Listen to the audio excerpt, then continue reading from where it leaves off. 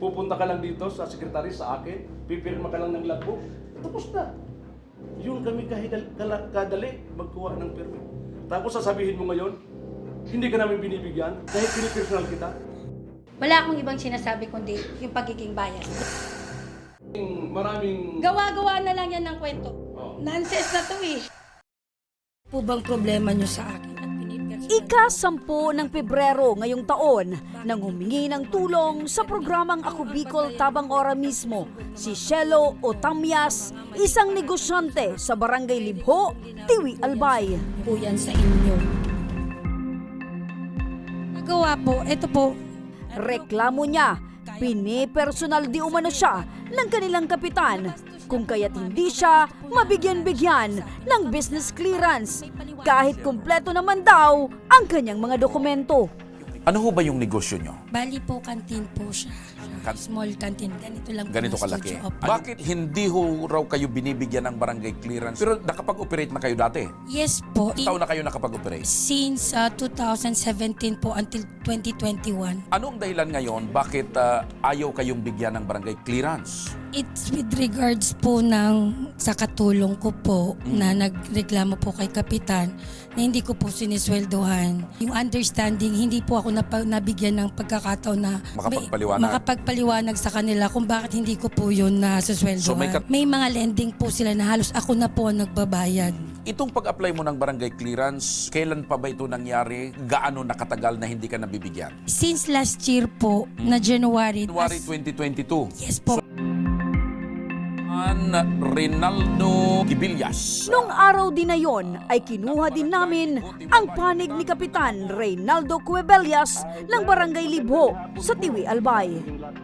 Matagal ko na sir siyang hinihintay. Matagal na. Kaso lang hindi naman siya lumalapit sa barangay at ang pinapupunta niya, yung katulong niya. Ang municipal local government. Isinangguni na rin namin ang problema ni Shelo sa tanggapan ng Municipal Local Government Officer na si Gino Serrano ng Department of Interior and Local Government or DILG sa Tiwi, Albay.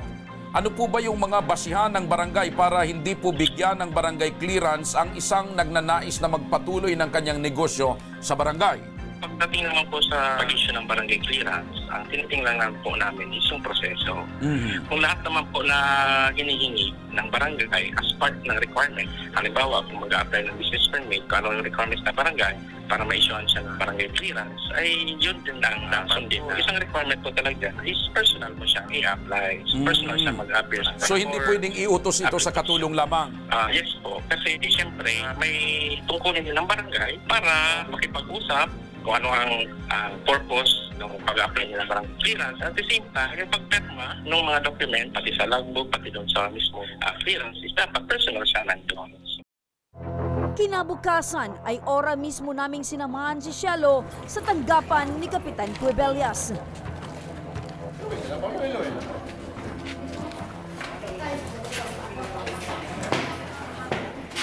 Pagdating namin sa barangay hall, ay inabutan namin si Kapitan at ang kanyang buong konseho sa bulwagang pangbarangay.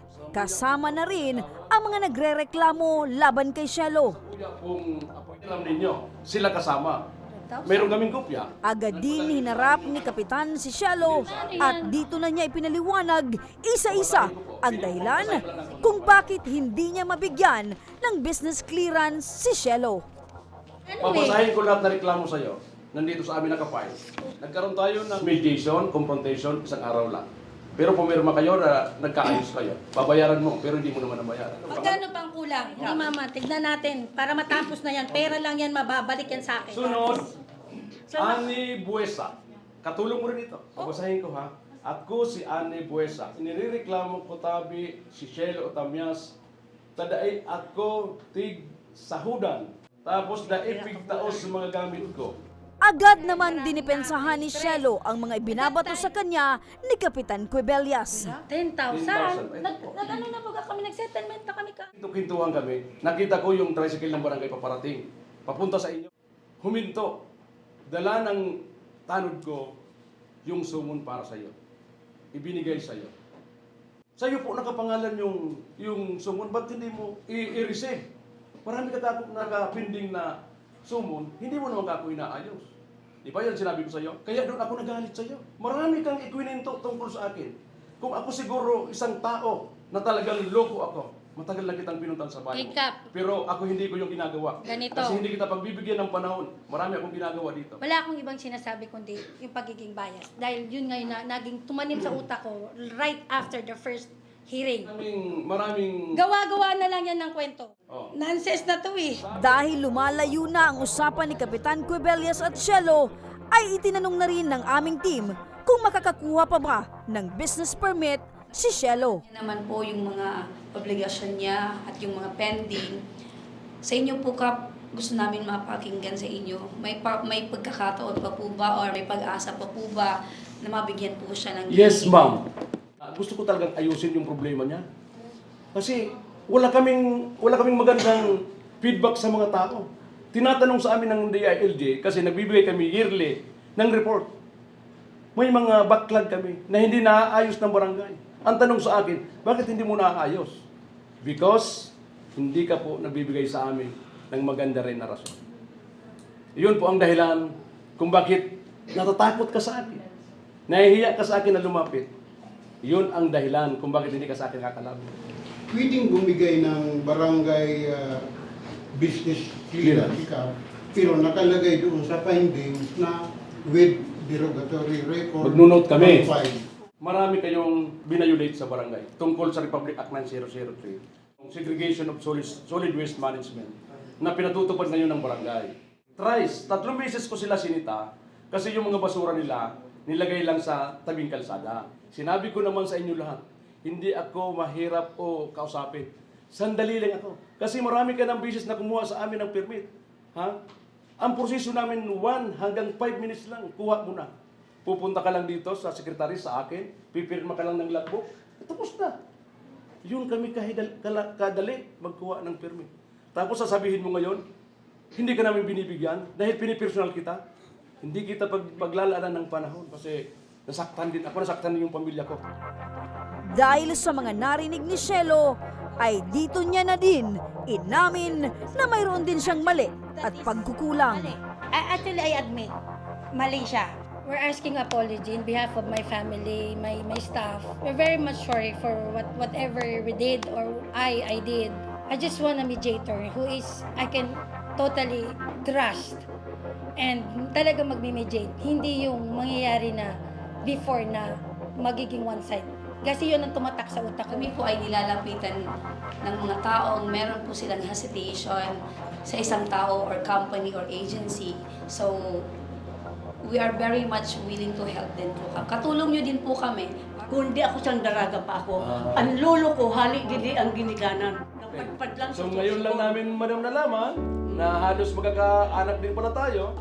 So, let's forget about it. Matapos ang mahabang diskusyon ni Kapitan Cuebelias at Cielo, sa wakas ay nanaig pa rin ang pagbibigay nila ng kapatawaran sa isa't isa.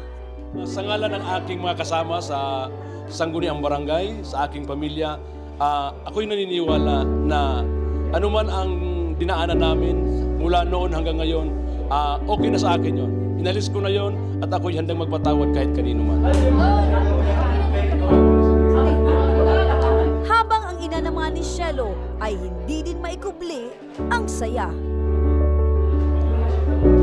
Salamat na marami sa iyo, Kap. Maraming salamat ni at kayo na ayos ninyo ang problema ng anak ko. Nagpasalamat din si Cielo sa naging agarang aksyon ng programa para sa kanyang problema. Sige. I'm so proud of Ang bilis ng patch up, isahan, nag-text lang ako and then the following day meron ng response sa barangay na to. So, masasabi Just mo for an opening salvo, kumbaga, it's just a peace offering for them. na may peace offering ka Yeah, para sa for- barangay. Hopefully ngayon- this year. So ngayon, ano pakiramdam na settled na kayo? Okay na ba? Kasi hindi lang talaga na nasa-settle yung mga na-answered yung lahat because of hindi lang nabibigyan ng tamang oras, tamang panahon. Siguro lahat din lang stress. Very much relief ako kasi at least kahit papano makakapag-operate na kami. Patunay ito na walang gulo ang hindi nadadaan sa mabuting usapan.